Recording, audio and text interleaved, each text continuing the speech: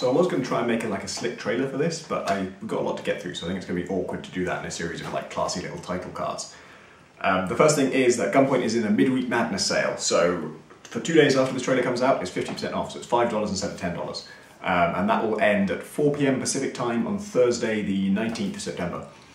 Next thing, we've added trading cards. I don't really know what trading cards are, but Valve told us what we needed to supply to them to make them work, and I told our artist, John Roberts, to do it. And he's produced some like beautiful profile backgrounds and sumptuous bits of Gunpoint art and little Conway badges that you can upgrade in some way, and emoticons, so you can like emote Conway face palming, or Conway shrugging, or Conway punching a guy in the face.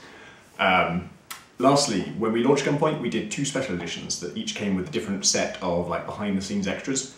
You can now buy those extras as DLC, so you can upgrade your edition from one to the next. So the first pack of DLC is the game's soundtrack and developer commentary mode, and if you switch that on, then we appear in the levels as little sprites, and you can come up and talk to us, and we'll talk to you about like why we made the level this way, why we made the art this way, why we made the music this way. And then if you like, you can shoot us and we shut up. So when you jump on a guard, it's your choice of whether you want to jump straight off him without hurting him at all, punch him once, knock him out, or carry on punching him to basically beat him to death. And I thought, when I was putting that in, like, there's no reason to beat people to death usually, and certainly there's no reason to punch them more than like 10 times, because that's the point at which they're already dead, you're not going to achieve anything further.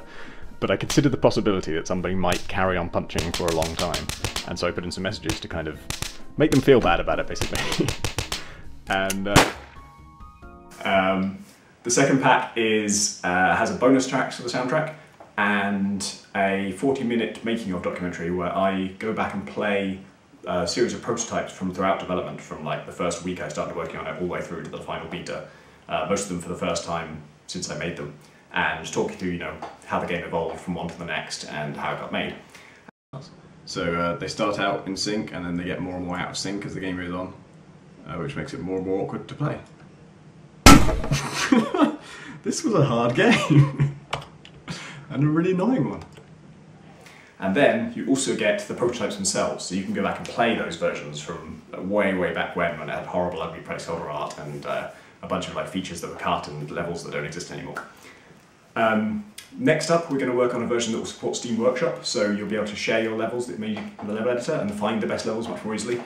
And eventually we want to port it to Mac and Linux. So thank you so much if you've already bought it, thank you so much if you're going to buy it, thank you so much if you've bought the extras, and thank you so much if you're going to buy the extras. Thanks.